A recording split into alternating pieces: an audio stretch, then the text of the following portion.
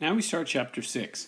So I've kind of hinted at chapter 6 and chapter 5, mentioning that, hey, we're going to get to a chapter where we turn our focus and attention on the incentives and choices faced inside of government. And so that's where we're starting now. All right, so it's chapter 6. Now what we're going to do in this first video is kind of set the stage for the rest of the chapter, and also kind of talk about our first bullet point here, which is government spending, right?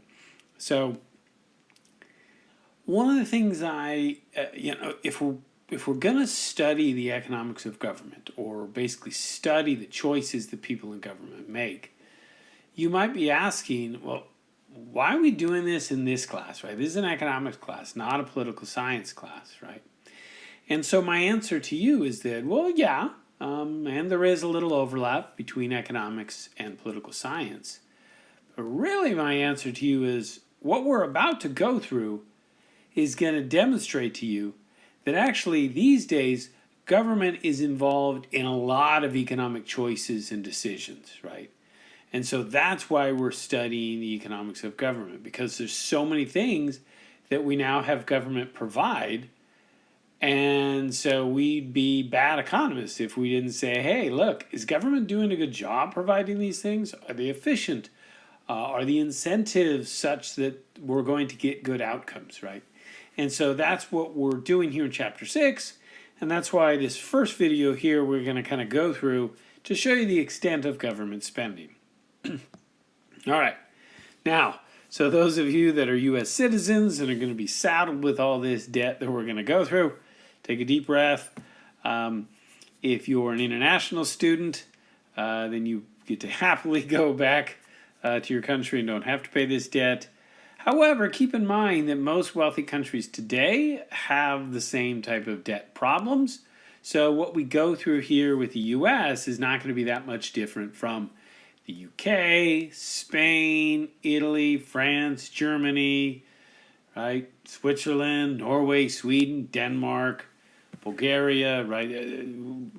All these countries have these problems. Australia, New Zealand. Okay, I'll stop listing countries. Okay. So this first graph here. Now, keep in mind, I'm on the exam, you're not going to have to redraw these graphs or know these numbers or anything like that.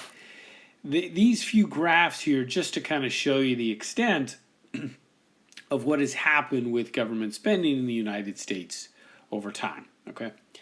So this graph is basically federal spending per person. So this is looking at the history of dollars spent in the United States, and it is noted as per person. That is, if you take all the money each year that's spent and divide it by the population, you get these figures here, okay?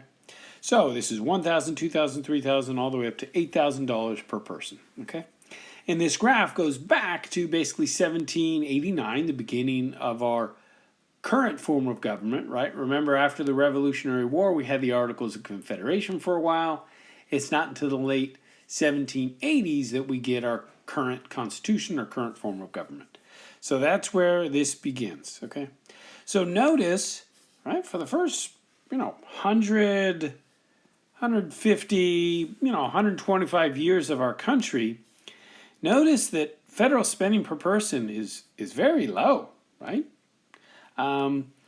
You'll notice that there are a couple blips here and here, right? Well, this is the Civil War, okay? And this is World War I, right? But notice after the Civil War, after World War I, right, government spending goes back down, okay? Now, we have this large spike here. Not surprisingly, most of you have figured out what this is. This is World War II, WW2, right? A very expensive war, okay? But notice that, yeah, government spending goes back down. But look what happens, basically, from the Great Depression onward, right? Government spending per person increases, right? Today, government spending per person is higher than it actually was during World War II, right? In wartime, when we were making stuff to kill Nazis, right? So something has changed. Something's gone on, and our federal government now spends way more money than it used to, okay? And it's not just at the federal level. So this graph shows you the federal, which is the green. So federal spending, and now this graph shows it as a share of GDP. So that is as a size of the economy, okay? So in 1930, what this means is that the federal government spent the amount of money that was equal to 3.3% of the total overall economy. So it's pretty small. The orange is state and local. So if you think about all the states and cities and so forth, they spent about 6.6% of GDP. So again, it was pretty low in the 1930s, right? But notice what happens from the 1930s onward, right?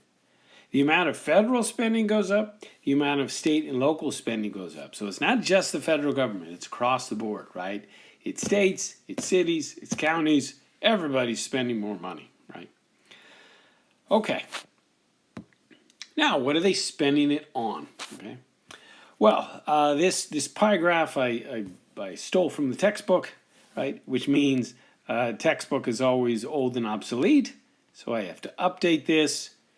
This is now 6.27 trillion, right? Or 6,270 billion, however you want to write it, okay?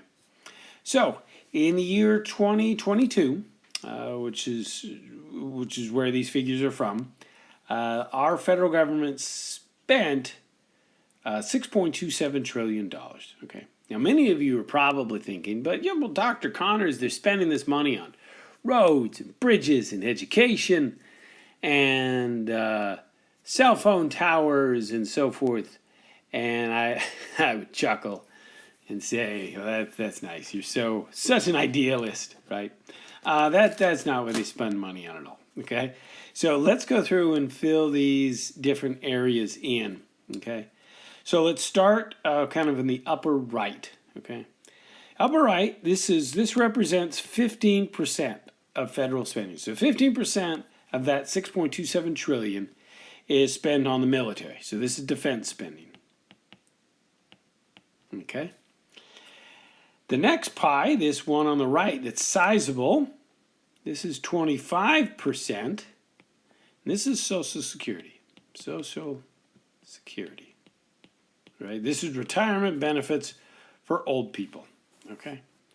Now this blue slice down here, this is roughly 11.5%.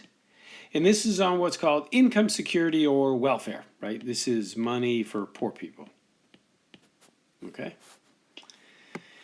This next one, the biggest piece at 28% is Medicare. Technically, it's Medicare and Medicaid, but basically healthcare expenditures for old people. Medicaid would technically be healthcare expenditures for poor people, but most of this 28% is primarily Medicare. Okay. Now, this gray triangle up here on the upper left, which is 11.5%, we call that other. Okay. Now, in that other, education's about 1%. Education is 1%. So we don't spend that much at the federal level on education. I hate to break it to you, but you're not getting that much, right? A lot of this other is kind of federal pension benefits for federal employees, right? That's going to be in here. Federal pension benefits. Okay. So all those government workers that have to be paid.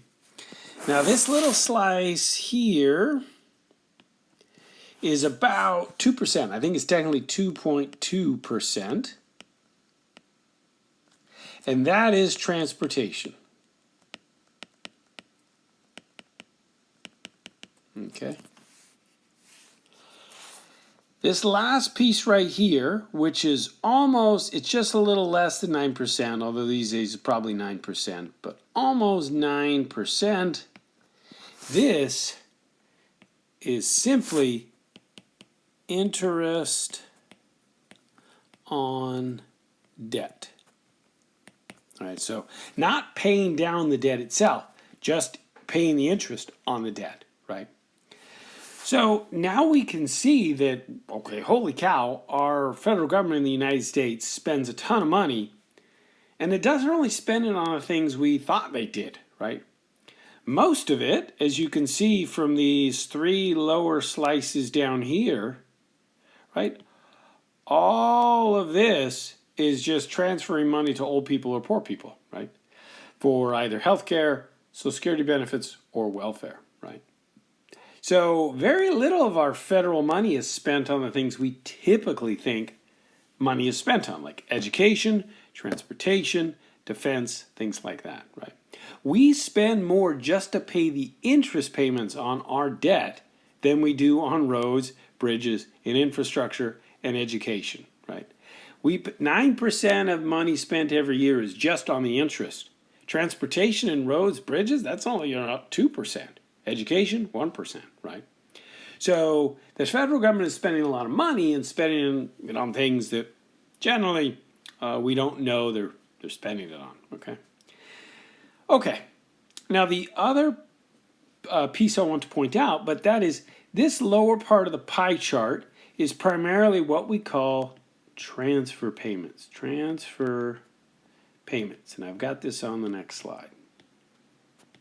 Okay. So, transfer payment.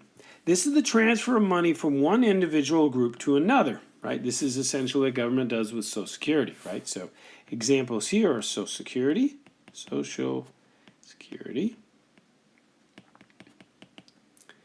Welfare is another example of a transfer payment, okay? Now, defense spending is not considered a transfer payment because people in the military are working, right? A transfer payment is a transfer, and it's not for services, right? It is a transfer not paying for employment, right? So Social Security is a transfer payment because the money is taken from taxpayers and given to old people simply because they're old people. Welfare is money taken from taxpayers and given to poor people simply because they're poor people, right? The people in Social Security aren't doing any work for it, right? We don't have like a senior citizens work detail or chain gang. That'd be probably a little depressing to see, but and we'd probably get in serious trouble for trying to do something like that. But right, people on welfare or people getting Social Security, they're not doing work for it, right? These are transfers of money, not for work or services or things like that, okay? But as you can see, most of what the federal government spends money on these days is transfer payments, right? Very little goes to those other things that we typically think government funds, okay?